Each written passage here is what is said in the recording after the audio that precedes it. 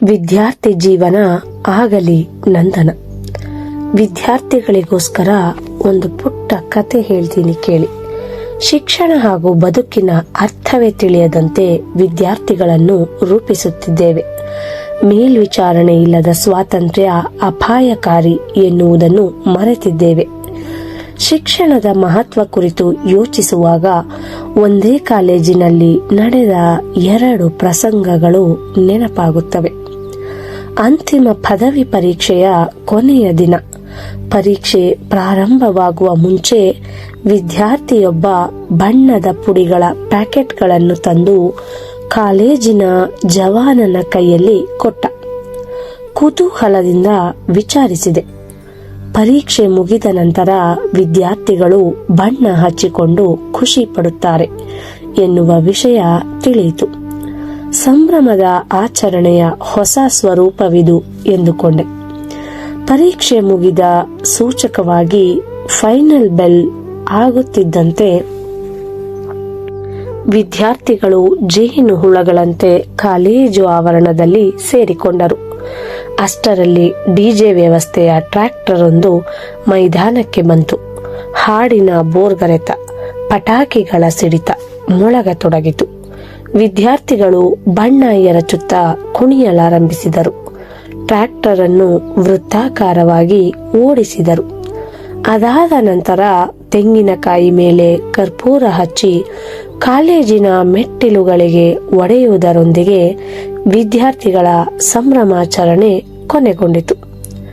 ವಿದ್ಯಾರ್ಥಿಗಳ ಸಂಭ್ರಮಾಚರಣೆ ಬಗ್ಗೆ ನಾನು ಅಚ್ಚರಿಯಲ್ಲಿ ಮುಳುಗಿದ್ದಾಗಲೇ ಮತ್ತೊಂದು ಆಶ್ಚರ್ಯದ ವಿಷಯವೊಂದು ತಿಳಿಯಿತು. ಸಂಭ್ರಮದ ಕೇಂದ್ರವಾಗಿ ಟ್ರ್ಯಾಕ್ಟರ್ ಚಾಲನೆ ಮಾಡಿದ ವಿದ್ಯಾರ್ಥಿಯು ತನ್ನ 4ನೇ ಸೆಮಿಸ್ಟರ್ನಲ್ಲಿ ಬಹುತೇಕ ವಿಷಯಗಳನ್ನು ಉಳಿಸಿಕೊಂಡಿದ್ದ. ಆ ವಿದ್ಯಾರ್ಥಿಯ ಪದವಿ ಕೂಡ ಇನ್ನೂ ಪೂರ್ಣಗೊಂಡಿರಲಿಲ್ಲ. ಆದರೂ ಪದವಿ ಪ್ರಮಾಣ ಪತ್ರ ಕೈ ಸೇರಿದಂತೆ ಆತನೇ ಎಲ್ಲರಿಗಿಂತ ಮುಂದಾಗಿ ಕುಣಿಯುತ್ತಿದ್ದ. ಕಾಲೇಜಿನಿಂದ ಹೊರಗೆ ಬಂದ ಕ್ಷಣದಿಂದ ಬದುಕಿನ ಬಹುದೊಡ್ಡ ಪರೀಕ್ಷೆಯೊಂದು ಶುರುವಾಗುತ್ತದೆ ಎನ್ನುವ ಅರಿವು ಕೆಲವು ವಿಷಯಗಳನ್ನು ಉಳಿಸಿಕೊಂಡ ವಿದ್ಯಾರ್ಥಿಗಳಿಗಾಗಲಿ ಅಥವಾ ಅವರ ಸಂಗಡಿಗರಿಗಾಗಲಿ ಇದ್ದಂತಿರಲಿಲ್ಲ. ಮತ್ತೊಂದು ಪ್ರಸಂಗದಲ್ಲಿ ಪರೀಕ್ಷೆ ಶುರುವಾಗುವ ಮುನ್ನ ಬಹುತೇಕ ವಿದ್ಯಾರ್ಥಿಗಳು ಮೊಬೈಲ್ ಫೋನ್ ನೋಡುತ್ತಾ ಕಾಲ ಕಳೆಯುತ್ತಿದ್ದರು. ಆದರೆ ಒಬ್ಬ ವಿದ್ಯಾರ್ಥಿ ಮಾತ್ರ ಅವರ ಗುಂಪಿನಿಂದ ದೂರ ಉಳಿದು ತನ್ನ ಪಾಡಿಗೆ ತಾನು ಓದಿನಲ್ಲಿ ಮಗ್ನನಾಗಿದ್ದ. ನಿನ್ನ ಸ್ನೇಹಿತರೆಲ್ಲ ಆರಾಮಾಗಿದ್ದಾರೆ, ನೀನು ಮಾತ್ರ ಕೊನೆಯ ಕ್ಷಣದಲ್ಲೂ ಓದುತ್ತಿರುವೆ, ಏಕೆ ಎಂದು ಕುತೂಹಲದಿಂದ ಕೇಳಿದೆ.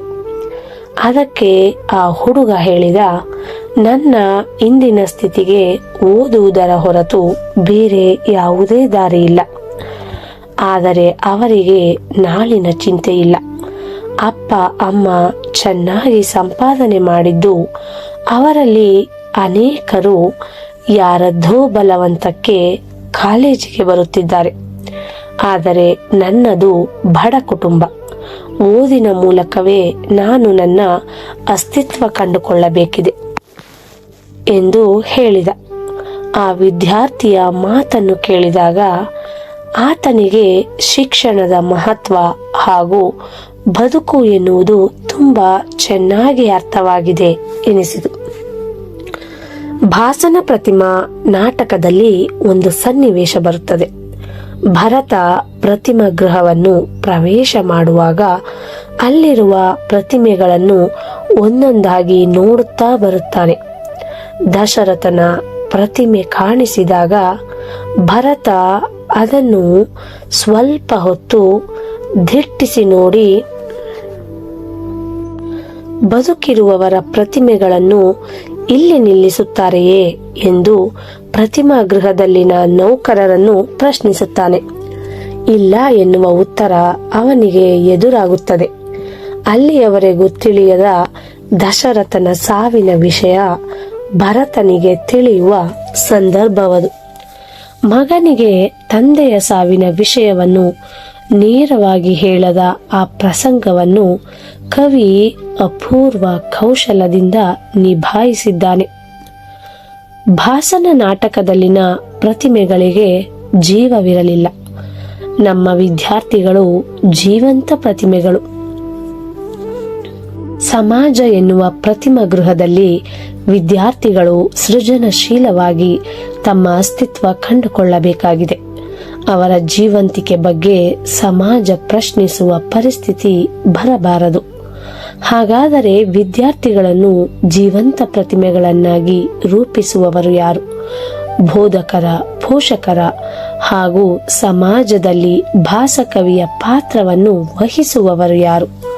ವಿದ್ಯಾರ್ಥಿಗಳನ್ನು ಸೃಜನಶೀಲವಾಗಿ ರೂಪಿಸುವ ಹೊಣೆ ಹೊತ್ತವರು ಪರಸ್ಪರ ನಂಬಿಕೆ ಮತ್ತು ವಿಶ್ವಾಸದ ಕೊರತೆಯಲ್ಲಿ ಬದುಕುತ್ತಿದ್ದಾರೆ. ಕಾಲವನ್ನು ಆರೋಪಿಯನ್ನಾಗಿ ಮಾಡುವ ಮೂಲಕ ತಮ್ಮ ಹೊಣೆಗಾರಿಕೆಯಿಂದ ನುಣುಚಿಕೊಳ್ಳುತ್ತಿದ್ದಾರೆ. ಮೊಬೈಲ್ ಫೋನ್ ವ್ಯಸನ ಮತ್ತು ಸ್ವಯಂ ಶಿಸ್ತಿನ ಕೊರತೆಯ ಕಾರಣದಿಂದಾಗಿ ವಿದ್ಯಾರ್ಥಿಗಳು ತಮ್ಮ ವಿದ್ಯಾರ್ಥಿ ಜೀವನದ ಉದ್ದೇಶವನ್ನೇ ಮರೆತಿದ್ದಾರೆ. ಈ ಮಕ್ಕಳು ಮೇಲ್ವಿಚಾರಣೆ ಇಲ್ಲದೆ ಅತಿಯಾದ ಸ್ವಾತಂತ್ರ್ಯದ ಫಲಾನುಭವಿಗಳು. ಮಹಾಭಾರತದ ಧೃತರಾಷ್ಟ್ರ ಮತ್ತು ಗಾಂಧಾರಿ ನಮ್ಮ ಪೋಷಕರಿಗೆ ಮಾದರಿಯಾಗಬಾರದು. ಹುಟ್ಟು ಕುರುಡನಾದ ಧೃತರಾಷ್ಟ್ರನನ್ನು ಕಂಡು ಗಾಂಧಾರಿಯು ಸ್ವಯಂ ಕುರುಡತನವನ್ನು ಅನುಭವಿಸುತ್ತಾಳೆ. ಈ ಕುರುಡ ದಂಪತಿ ಮಕ್ಕಳ ಬೆಳವಣಿಗೆಯನ್ನೇ ಕಾಣದೆ ಅವರನ್ನು ಮೇಲ್ವಿಚಾರಣೆ ಮಾಡದೆ ಸೋಲುತ್ತಾರೆ. ಈ ಪೌರಾಣಿಕ ಕಥನ ಚರಿತ್ರೆಯಲ್ಲಿ ಮತ್ತೆ ಮತ್ತೆ ಮರುಕಳಿಸಿದೆ. ವರ್ತಮಾನದಲ್ಲೂ ಜೀವಂತವಾಗಿದೆ. ಕರಿಯ ನಿತ್ತಡೆ ಒಲ್ಲೆ, ಸಿರಿಯ ನಿತ್ತಡೆ ಒಲ್ಲೆ, ಹಿರಿದಪ್ಪ ರಾಜ್ಯ ನಿತ್ತಡೆ ಒಲ್ಲೆ. ನಿಮ್ಮ ಶರಣರ ಸುಳ್ನುಡಿಯ ಒಂದರಗಳಿಗೆ ಇತ್ತಡೆ ನಿಮ್ಮ ನಿತ್ತ ಕಾಣರಾಮನಾಥ ಎನ್ನುವ ಜೇಡರ ದಾಸಿಮಯ್ಯನ ವಚನ ವಿದ್ಯಾರ್ಥಿಗಳಿಗೆ ದಾರಿದೀಪವಾಗಬೇಕು. ನಿಜ ಅಲ್ವಾ ಫ್ರೆಂಡ್ಸ್? ಧನ್ಯವಾದಗಳು.